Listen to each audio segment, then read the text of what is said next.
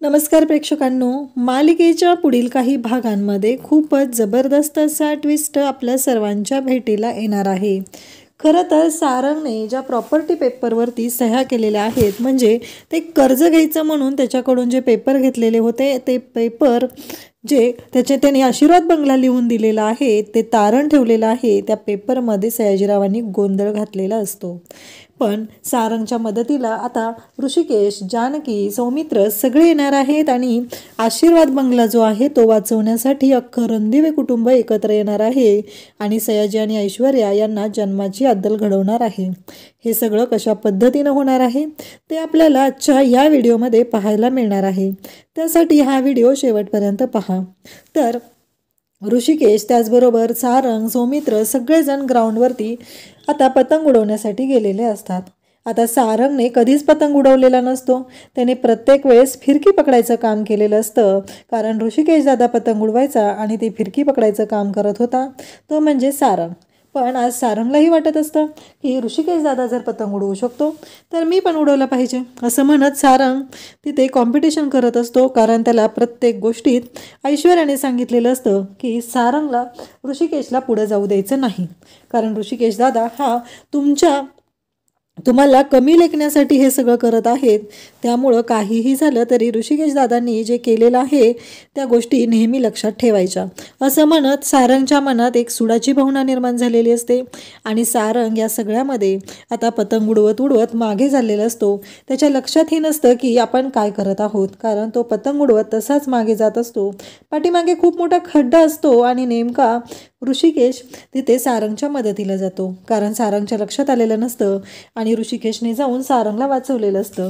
जर सारंग त्या खड्ड्यात पडला असता तर खूप अवघड होणार असतं आणि नेमकं ऋषिकेशने तिथे जाऊन न्याय केलेला असतो, त्याला वाचवलेलं असतं, त्याचा जीव वाचवलेला असतो आणि ऋषिकेशने जो हात सारंगच्या खांद्यावर ठेवलेला असतो तो हात त्याला नेहमीचा जो आधार आहे, तो स्पर्श आहे, कारण भांडण होण्यापूर्वी ऋषिकेश दादाचा जो त्याला आधार वाटायचा तोच आधार आजही वाटत असतो आणि त्याला जाणवत असतं की माझा ऋषिकेश दादा अजूनही माझ्या पाठीशी आहे। मग ऐश्वर्या माझ्यासमोर जे सत्य आणत आहेत, प्रत्येक वेळेस मला दाखवण्याचा प्रयत्न करत आहे की ऋषिकेश रणदिवे हा तुमच्या विरोधात आहे, हे सगळं अशा पद्धतीनं चालू आहे।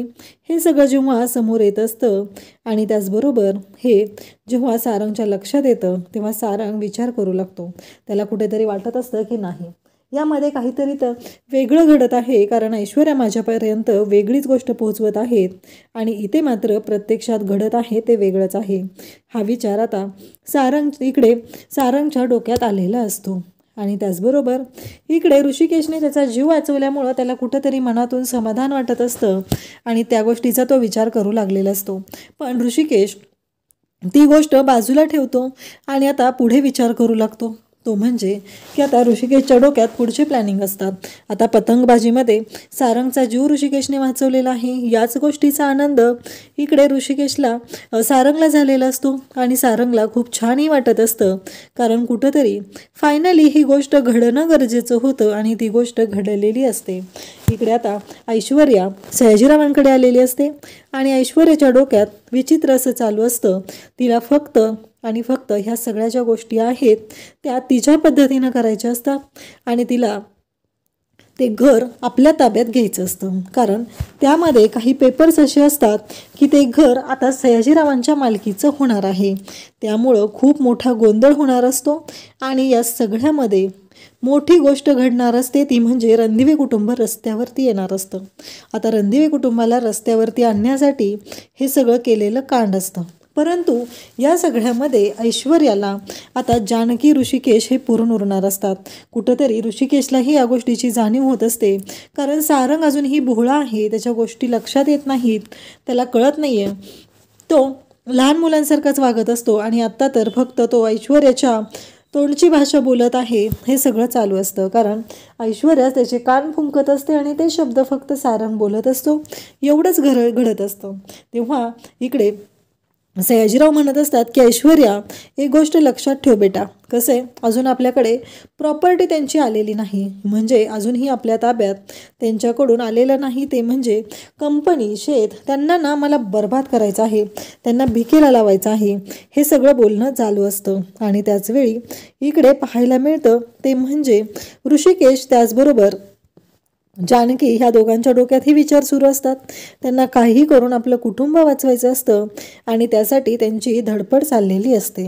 इकडे सयाजीरावने मात्र अख्ख्या कुटुंबाला उद्ध्वस्त करण्याचा प्लॅन केलेला असतो, त्यांना रस्त्यावर आणण्याचा प्लॅन केलेला असतो. कारण जोपर्यंत रणदिवे कुटुंब रस्त्यावर येत नाही तोपर्यंत आपला बदला पूर्ण होणार नाही, हे सगळं चाललेलं असतं. त्याचबरोबर इकडे सयाजीराव म्हणतो की काळजी करू नको पोरी, सगळं आपल्या मनाप्रमाणे होणार आहे, सगळ्या गोष्टी आपल्या मनाप्रमाणे असणार आहेत, कारण ह्या सगळ्यासाठीच तर आपण हे सगळा मोठा खेळ खेळलेलो आहे, हे सयाजीराव बोलत असतो. ऐश्वर्या पण म्हणत असते, हो, जोपर्यंत ते कुटुंब रस्त्यावर येणार नाही, ती जानकी नाक घासत माझ्या पुढे येणार नाही, तोपर्यंत मी शांत राहणार नाही. तिला राग असतो तो जानकीचाच असतो, कारण जानकीनेच लग्नाची मागणी घालायला आलेली होती आणि जानकीनेच आमचं लग्न मोडलेलं आहे, माझं आणि सौमित्रचं. ह्या गोष्टीचा राग मात्र तिच्या मनात उफाळून असतो आणि त्याच गोष्टीचा बदला तिला घ्यायचा असतो. परंतु ते ओरिजिनल पेपर जे आहेत ते काही ऐश्वर्याच्या हाती लागत नसतात. एकदा का ओरिजिनल पेपर हाती लागले की मग मात्र आपण ह्या सयाजीरावची वाट, या रणदिवे कुटुंबाची वाट लावणार, असं ऐश्वर्याचं ठरलेलं असतं. परंतु इकडे सयाजीराव मात्र मूर्खासारखा वागत असतो, त्याच्या लक्षातही येत नसतं, कारण या रणदिवे कुटुंबासोबत आहे तो म्हणजे ऋषिकेश. जर ऋषिकेश सोबत असेल तर काय होऊ शकतं याचा अंदाजही सयाजीरावला आलेला नसतो. त्याचबरोबर इकडे आता सयाजीरावचा विचार सुरू असतो, काहीही झालं तरी ते ओरिजिनल पेपर मिळवायचे आहेत, कोणत्याही थराला जावं लागलं तरी चालेल, कारण साम दाम दंड भेद सगळं वापरायचं आहे, पण त्या रणदिवेंना उद्ध्वस्त करायचा आहे. हा वेढा उचललेला असतो तो म्हणजे सयाजीराव आणि ऐश्वर्याने, आणि त्या दोघांनी त्या बाजूने त्यांचं कामही सुरू केलेलं असतं. इकडे जानकी आणि ऋषिकेश हे बोलत असतात. जानकी म्हणत असते की अहो, काहीही झालं तरी आपलं कुटुंब आहे. त्यावेळेस ओवी येऊन सांगते, आई तुला माहिती आहे का आज काय झालं पतंगबाजीच्या वेळेस? तेव्हा जानकी म्हणते, काय झालं? अगं तुला माहिती आहे का, बाबांनी ना माझ्या सारंग काकाला वाचवलं, सारंग काका पडणार होता. जानकी म्हणते, खरंच ऋषिकेश? तेव्हा ऋषिकेश म्हणतो, हो, कारण सारंग माझा छोटा भाऊ आहे आणि त्याला मी असं पडताना कसं बघू शकेल, कारण मला माहिती आहे ना काय होऊ शकतं ते. हे सगळं बोलणं सुरू असतं. आणि त्याचबरोबर ऋषिकेशच्या मनात त्याच्या भावाबद्दलची जी भावना आहे, प्रेम आहे, तेही जानकीच्या लक्षात आलेलं असतं. जानकी म्हणत असते की खरंच तुम्ही खरंच वाचवलं सारंग भाऊजींना? तेव्हा ऋषिकेश म्हणतो की हो, मी खरंच वाचवलेलं आहे.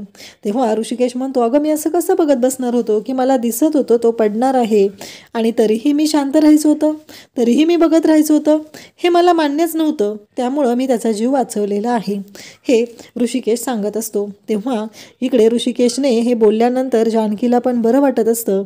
कुठंतरी ऋषिकेशच्या मनातही आपल्या भावाबद्दल प्रेम आहे आणि ही गोष्ट आज तिला कळलेली असते. इकडे सारंग घरी आलेला असतो. सारंग मात्र सुमित्राला म्हणत असतो की आई, मला कळतच नाही आहे नक्की काय खरं आणि काय खोटं.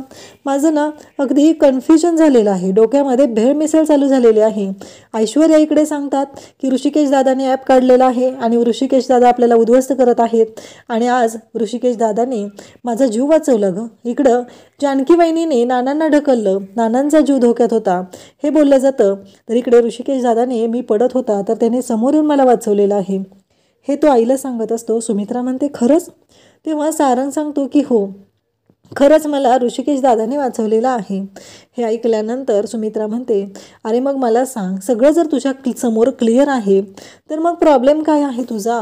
तेव्हा सारंग म्हणत असतो, मला तेच तर कळत नाही आहे ना, कारण ऋषिकेश दादा आज मला वाचवायला आला, एवढं सगळं घडतंय, मग माझं मन का मानत नाही? आणि मग इकडे ऋषिकेश दादा आपली कंपनी उद्ध्वस्त करण्यासाठी का प्रयत्न करतोय? तेव्हा सुमित्रा म्हणते की अरे सारंग, तू असं कसं बोलू शकतो रे? मला सांग, ज्या ऋषिकेशने ही कंपनी उभी केलेली आहे, ही कंपनी नावारूपाला आलेली आहे, ती ऋषिकेशमुळे आलेली आहे आणि तोच ऋषिकेश ही कंपनी कशी बर्बाद करेल सांग बरं मला. सारंग म्हणतो की हे बघ आई, मी तर ना कंपनी ह्या गोष्टी कधी बघत नव्हतो. आता ऐश्वर्याचे डॅडा आणि ऐश्वर्या मला जे सांगत आहेत त्या पद्धतीने मी काम करत आहे. मला फक्त एवढंच दिसत आहे की आपल्या आपले जे कर्मचारी आहेत त्यांचा पगार करण्यासाठी सुद्धा आपल्या कंपनीकडे पैसे नाही आहेत. मग मी काय करणार होतो सांग. मला त्यासाठी एक उपाय सुचवला गेला. मी आपलं आशीर्वाद बंगला गहाण ठेवला आहे आणि पैसे उचललेले आहेत. मी कर्ज घेतलेलं आहे आपल्या कंपनीसाठी. तेव्हा मात्र सुमित्राला धक्का बसतो. सुमित्रा म्हणते, काय सांगतोयस तू सारंग, कळते का तुला? तू आपलं घर घाण ठेवलेलं आहे. तेव्हा सारंग म्हणतो, हो, मला ऐश्वर्या आणि डॅडानी ते सांगितलं, ते मी केलेलं आहे. तेव्हा सुमित्रा म्हणते, अरे पण तुझ्या एकदाही लक्षात आलं नाही का हे कोणाला तरी बोलावं, घरातल्यांना सांगावं? तेव्हा सारंग म्हणतो, हे बघ आई, मला तिथे योग्य वाटलं ते केलं, कारण त्यांनी मला सांगितलं की ऋषिकेश दादामुळे आपल्या कंपनीचं खूप नुकसान झालेलं आहे आणि त्याचबरोबर मला काहीही करून हे कर्ज घेणं गरजेचं आहे आणि त्यासाठीच मी हे केलेलं आहे. हे ऐकल्यानंतर सुमित्राच्या तर पायाखालची जमीनच सरकते. तिला कळायचं बंद झालेलं असतं. सुमित्रा म्हणते की कोणाला सांगितलं नाहीस तू हे? तेव्हा सारंग म्हणतो की नाही. सुमित्रा म्हणते, पण तू मला सांग, हा परस्पर निर्णय कसा घेतला? तेवढ्यातच तिथं शर्वरी आलेली असते. शर्वरी म्हणू लागते, काय सांगितलंस तू आता सारंग दादा? तेव्हा सारंग सांगू लागतो की हो शरूताई, माझ्याकडून चुकलेलं आहे, मला मान्य आहे, पण माझ्याकडे कोणताच ऑप्शन नव्हता म्हणून मी हे केलेलं आहे. कारण आपली कंपनी ही डबघायला आलेली आहे ऋषिकेश दादाने जे ॲप काढलेलं आहे त्याच्यामुळं. तेवढ्यात सौमित्र तिथं आलेला असतो. सौमित्र पण हे बोलणं ऐकतो आणि सौमित्र म्हणतो, सारंग तुला कळतंय का, ते ॲप काढण्यासाठी पैसे लागत नसतात. ते ॲप मी काढून दिलेलं आहे जानकी वहिनीला. तुला माहिती आहे का, जानकी वहिनीने माझी मदत घेतलेली होती ते ॲप काढण्यासाठी. आणि तुला कुणी सांगितले की एवढं तू घर घाण ठेवून कर्ज काढलेस आणि एवढे पैसे ॲपसाठी लागतात, हे कुणी सांगितलं? तेव्हा मात्र सारंग डोक्याला हात लावतो आणि मग इकडे ऋषिकेशला कुठंतरी वाटत होतं की सारंग काहीतरी चूक करून ठेवेल आणि मग सौमित्र येऊन सारंगला ही गोष्ट सांगतो. तेव्हा सारंग आणि जानकीला धक्का बसतो. म्हणजे आता आपला जो आशीर्वाद बंगला आहे तो घाण ठेवलेला आहे ही गोष्ट आता सगळ्यांच्या समोर आलेली असते. आणि त्यामुळं इकडे पाहायला मिळतं की इकडे सारंग मात्र म्हणतो की ऋषिकेश दादा मला माफ कर, माझ्याकडून चूक झालेली आहे, मी आधी घरातल्यांना विचारायला पाहिजे होतं. सुमित्रा तर म्हणत असते की आपलं आशीर्वाद बंगला हे गावकऱ्यांसाठी अगदी मंदिर आहे आणि तू हे घरच घाण ठेवलेलं आहे सारंग, तुला कळतंय का? तेव्हा सारंगला ऋषिकेश विचारतो की तू सह्या करण्याआधी पेपर वाचले होते का, किती पैसे कर्ज घेतले, किती पैसे टक्क्याने घेतले? तेव्हा सारंग म्हणतो, ते मला काहीच माहिती नाही, ते सगळं ऐश्वर्याच्या डॅडांनी केलेलं आहे आणि त्यांनीच मला सांगितलं कुठं सह्या करायच्या, मी केल्या, एवढा तो बोलतो. तेव्हा ऋषिकेश म्हणतो, सारंग डोक्यावर पडलायस का, तुला कळतंय का या सगळ्यामुळं काय होतंय ते? तेव्हा सारंग म्हणतो, मला माफ करा, माझ्याकडनं चुकलं. ऋषिकेश दादा तुला माहिती आहे ना, मी प्रत्येक वेळेस तुला म्हणायचो की कंपनी चालवायला मला नाही जमत, मला माझी शेतीच बरी आहे, पण हे सगळं झालं आणि यानंतर माझ्यावर ही वेळ आली की मला कंपनी सांभाळावी लागते आणि माझ्याकडून अशा चुका झालेल्या आहेत. तेव्हा ऋषिकेश म्हणतो, ठीक आहे. आणि मग सुमित्रा ही गोष्ट नानांना सांगते. तेव्हा नाना म्हणत असतात, सारंगच्या नावावर जर आपलं घरच नसेल तर सारंग ते घर कसं नावावर करू शकतो, हा विचार नानांच्या डोक्यात आलेला असतो. नाना मात्र हसत असतात. तेव्हा इकडे सुमित्रा म्हणत असते, तुम्ही का हसताय? तेव्हा नाना म्हणतात की आपलं घर कधीच जाऊ शकत नाही. ही गोष्ट ऐकल्यानंतर इकडे नाना हसत आहेत आणि मग नाना म्हणतात की जानकीला बोलव, जानकीला बोलव, असं नाना सांगत असतात. मग सुमित्रा जानकीला बोलवून घेते आणि जानकीला बोलवल्यानंतर इकडे सुमित्रा जानकीला बोलवते. नाना जानकी बोलत असतात. नाना जानकीला सांगत असतात की जानकी, तुझ्याकडे जो देवार आहे मी सांगितलंय ना तुला, आणि किल्ली ती कडं, असं आता नाना जरा जरा शब्द बोलायला लागलेले असतात आणि जानकीच्या लक्षात येतं. मग जानकी सांगते, पण ते कडं जे आहे ते सयाजी काकांकडे आहे. तेव्हा मात्र नाना म्हणतात, काहीही झालं तरी ते कडं आपल्याला मिळवावं लागणार आहे. हे सगळं बोलणं सुरू असतं आणि सुमित्रा त्याचबरोबर जानकी या दोघीजणी आता ते कडं मिळवण्यासाठी प्रयत्न करत असतात आणि त्यासाठी त्यांचे प्रयत्न सुरू असतात आणि फायनली ते कडं सारंगला सांगितलं जातं की ते कडं मिळव आणि ते कडं तू आणून दे. मग सारंग ते कडं आणून देतो आणि त्या कड्यावरती जो पासवर्ड असतो तो पासवर्ड टाकला जातो. देवाऱ्याला जे लॉकर असतं ते लॉकर खोललं जातं आणि त्यामध्ये असतात ते म्हणजे प्रॉपर्टीचे खरे पेपर. आणि ते पेपर चेक केल्यानंतर सर्वांच्या समोर येतं ते म्हणजे ते घर जानकीच्या नावावर आहे आणि ते घर सारंगच्या सहीने कधीच घाण टाकलं जाऊ शकत नाही. ही गोष्ट समोर आलेली असते कारण ओरिजिनल पेपर हे जानकीकडे असतात आणि त्यामुळं जानकी ही आता आशीर्वाद बंगल्याची मालकीण असते आणि जानकीच्या सहीशिवाय ते घर घाण टाकलं जाऊ शकत नाही आणि ते सारंगला फसवून त्याच्याकडून सह्या घेतलेल्या आहेत अशी पोलीस कंप्लेंट आता सयाजी आणि ऐश्वर्या यांच्या विरोधात करण्याचं ऋषिकेश जानकी ठरवतात. अख्खं रणदिवे कुटुंब एकत्र आलेलं असतं आणि सगळ्या कुटुंबाने मिळून वाचवलेलं असतं ते म्हणजे रणदिवेंचं घर, रणदिवेंचं मंदिर आणि सयाजी आणि ऐश्वर्याची वाट लावलेली असते. अशाच अपडेट्ससाठी चॅनलला सबस्क्राईब करा. थँक्यू.